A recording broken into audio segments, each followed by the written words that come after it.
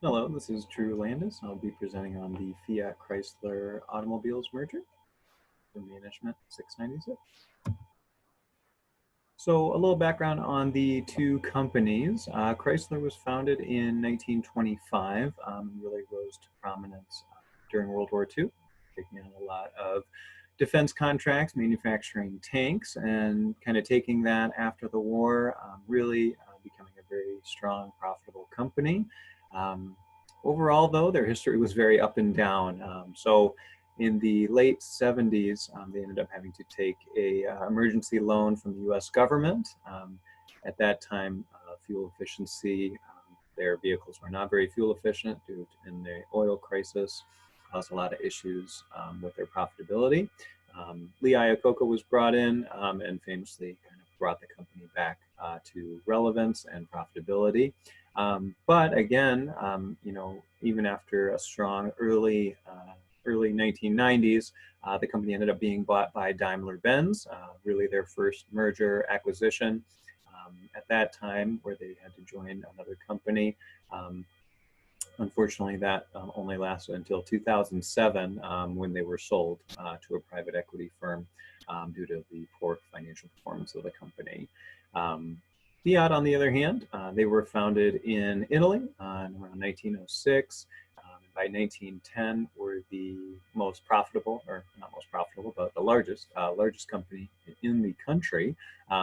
And they were able to maintain almost a monopolistic presence in Italy while also selling to the rest of Europe for many decades. They're a publicly traded firm, so they do also have to deal with stockholders and the like, while making sure they remain profitable. The company brands, so kind of on the top here, we have Ram, Dodge, Chrysler, and Jeep. Those are the Chrysler brands, with Jeep and Dodge Ram being the most profitable.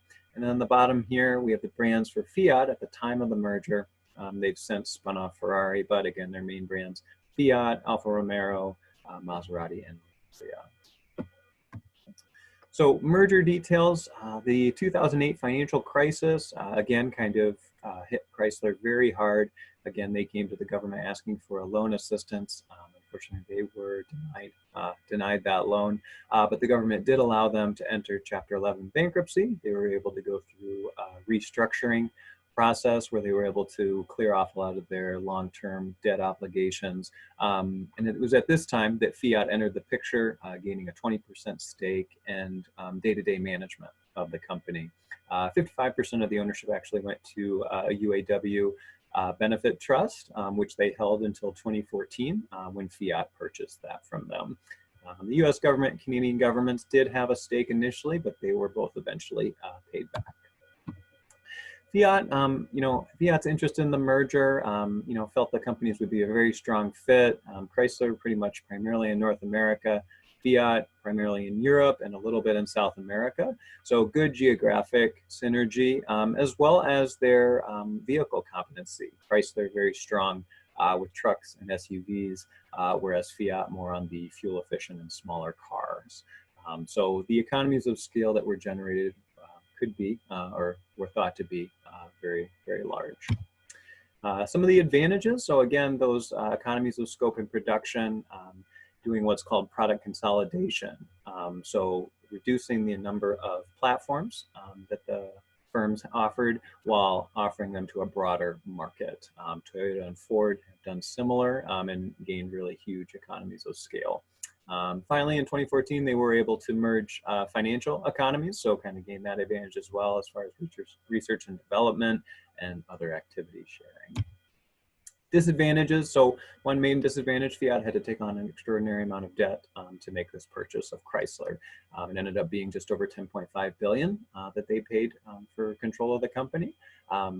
So, high debt load is not always a good position to be in. Another disadvantage or possible failure would be the failure to integrate. Daimler and Benz had similar aspirations, and that did not work out very well for them. And one other difference would be a cultural difference. Management coming from Italy versus the Detroit style management is a little bit different than what people were used to. Financials. So I do have Chrysler financials when they were part of Daimler. When they were part of the private equity, they did not release any financial statements, but most recent would have been 1.1 billion profit on 47 billion in revenue. That was trending down, which might have pointed to why Daimler decided to sell them at that time. Fiat, on the other hand, came in a very strong position. 2008 profit of 2.9 billion on 59 billion in revenue. So really came into the deal in a much stronger financial footing. Post-merger, so again, fully completed in 2014, revenue did increase. So we kind of show kind of the year over year, 2013, 2014, 2015, revenue increased. Unfortunately, profit decreased during this time. One of the biggest reasons for that, again, was the debt load that Fiat had to take on to make the purchase. Since this time of the merger, the companies have done better financially. So it seems to be working out a bit better as they get more integrated together and gain more of that economy of scale. In conclusion, overall, I think the merger was overall a good. Chrysler, again, was saved from bankruptcy, saved from going under at a time when the economy in the U.S. could not afford it, and really giving Fiat that access to the U.S. market to expand their sales. Long-term success remains to be seen, but so far the companies seem to be on a pretty strong path as far as moving forward with competition and making a broader impact in the market. Appreciate you taking the time to listen here. If you do have any questions, please feel free to email. Thank you.